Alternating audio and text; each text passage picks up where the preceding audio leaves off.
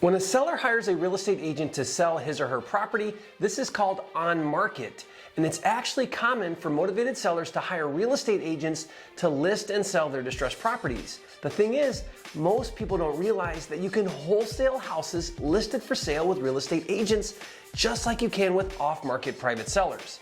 You just have to know how. So in today's video, I'm gonna break it down for you. Get ready to learn how to wholesale a house with a real estate agents involved, coming up.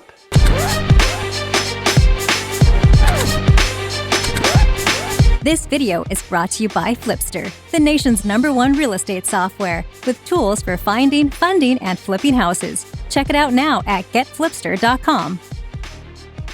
If you're new here to the channel, I'm Jerry Norton with FlippingMastery.com, and this channel is all about ways to help you make money wholesaling and flipping real estate so you can live your dream life. Be sure to subscribe and click the bell icon to get notified when new videos are released. First of all, let's take a minute and make sure you are crystal clear about how real estate agency works. You can't wholesale on-market properties unless you first understand the role agents have in the transaction. In some cases, a motivated seller will hire a real estate agent to sell his or her property for them. Once the seller decides to go on market, they agree and commit to pay real estate commissions to sell their property. Although negotiable, standard fees are 6% of the sale price. Now, it doesn't matter which real estate agents or how many real estate agents are involved in the transaction. The seller pays the 6% commissions to sell his or her property. That means if the house sells for $100,000, the seller will pay $6,000 in commissions. If it sells for $200,000, the seller will pay a total of $12,000 in commissions. Now let's talk about how the commissions are split between the agents. Typically, there are two agents involved in the transaction. The first is the listing agent who represents the seller. The listing agent is going to list the property for sale on the multiple listing service, or MLS. This is a private online collaboration board just for licensed real estate agents. However, once listed on the MLS, public sites such as Zillow, Trulia, Realtor.com, and Redfin grab that info and make it public for everyone to see. Once a listing agent lists the property for sale, he or she is essentially advertising the property to the world, and for being the listing agent and representing the seller's best interest, he or she gets 3% of the total 6% that the seller will pay. The other 3% goes to the buyer's agent. Now, a buyer's agent represents the buyer's best interest who is looking to purchase a property. And this is where everyone gets confused. Just because the buyer's agent is representing the buyer doesn't mean the buyer pays that agent. Who pays the buyer agent 3% commission? The seller. Remember, the seller pays a total of 6%. 3% to the listing agent and 3% to the buyer's agent. So for you as an investor, if you go and find an agent to represent you and make an offer on a listed property, and your agent works with the listing agent and you agree on price, how much do you pay your buyer's agent? I hope you answered 0. The seller pays the commissions. If you get it, leave a comment. Jerry, I get it. The seller pays the commissions. Now let's talk about how you can wholesale an on-market property. But be sure to stay to the end of this video because I'm going to share with you my #1 hack strategy that will get listing agents bringing you their best deals. It's really cool. But first, let's suppose that you want to make an offer on a distressed on-market property for $75,000 that you then want to wholesale for $85,000. How do you do that? Well, unlike off-market where you're dealing directly with the seller and you have to have a contract and fill it out and present it directly to the seller, with on-market where there are agents involved, the agent representing you is going to write the offer that will get presented to the seller, and they're going to use their state-approved contract. So how does the agent know what to include in the offer?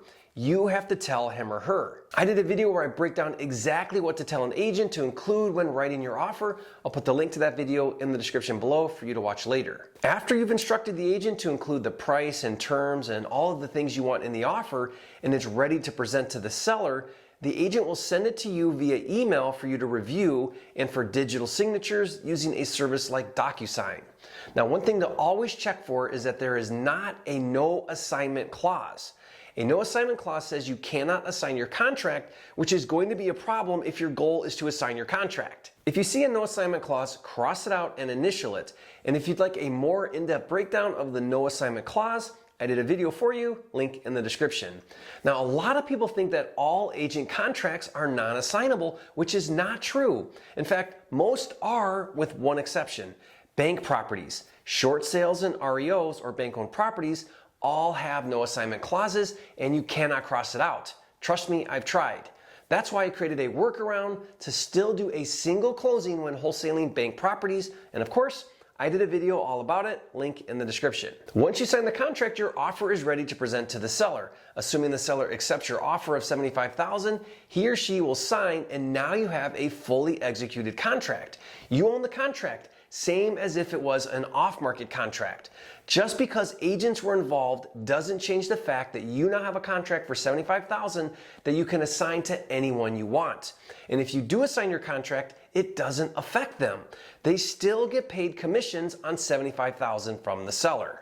And now the agents are done. They did their job and assisted buyer and seller in executing a contract. So now without any agent involvement, you take your contract to a cash buyer who agrees to pay $85,000 and you execute an assignment contract. Should you tell your agent you're assigning your contract? You can, but why? It doesn't involve them or affect their commissions, so I usually don't even tell the agents. Now, they'll find out on the day of closing when they see a $10,000 assignment fee on the closing statement, but again, it doesn't change anything for them, so why would they care? And that, my friend, is how you wholesale an on-market property with real estate agents involved. Now, there are two things that you need to be aware of when going after on-market properties with agents involved. One is that most agents will require a substantial earnest money deposit. This is a good faith deposit that will be held by title until the day of escrow. Typically, earnest money is $500 to $1,000, which is a lot higher than the $10 to $100 I normally pay when doing off-market. Now, one strategy I use to not pay the earnest money is to put in my contract that I'll pay the earnest money after a 10-day inspection.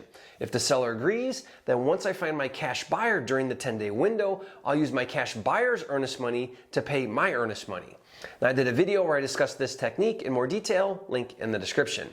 And the second thing to be aware of when going after on-market deals with agents involved is that in most cases, they will ask for proof of funds. Since you're making a cash offer, agents want to see that you have the funds. Well, this is a problem if you don't have proof of funds, since your intent is to wholesale the deal to a cash buyer who does have the funds. That's why if you're a pro or prime level member of my FLIPSTER deal management system, you get unlimited custom proof of funds letters for as many deals as you want. If you've never heard of FLIPSTER, it's a cloud-based, all-inclusive wholesaling and house flipping platform for managing all of the steps from A to Z to wholesale and flip houses. To learn more and see it in action, go to getflipster.com. Now, my honest opinion is going after on-market deals is an untapped gold mine for wholesalers because most people don't think you can wholesale on-market properties. But it is competitive because everyone knows about them since they're on market. That's why you need to follow my double dip strategy. This is where instead of using a buyer's agent to make offers, instead with each deal you're interested in, go directly to the listing agent representing the seller and offer him or her to be your buyer's agent just on that transaction. That means the listing agent would get 3% for the listing and 3% for bringing the buyer for a total of 6%. It doesn't matter to the seller because they were committed to paying 6% anyway, but it makes a huge difference to the listing agent. They'll make twice as much and not only be motivated to get your offer accepted, but in the future, they'll bring you all their good deals, thus giving you a competitive advantage over everyone else. Now, if you'd like a more in-depth training on my double dip technique, I'll put a link to a video I made in the description below. And to help you really go after on-market deals in a big way, be sure to get my free software that instantly gives you a list of all of the underpriced properties in any zip code real time. Like I said, it's free. Just go to mydatacruncher.com. And thank you for joining me on this video. If you learned something new, hit that like button and leave a comment and let me know your biggest takeaway. And if you haven't yet, be sure to subscribe. With hundreds of videos here on the channel and new videos released every single week, this is the #1 channel on YouTube for all things wholesaling and flipping. And finally, be sure to watch this next video where I share 10 tips to crush it with agents. And don't forget, it's not about the money. It's about having the time and freedom to have, be, do, and give everything God has in store for you. That's what it's really all about. And I'll see you on the next video.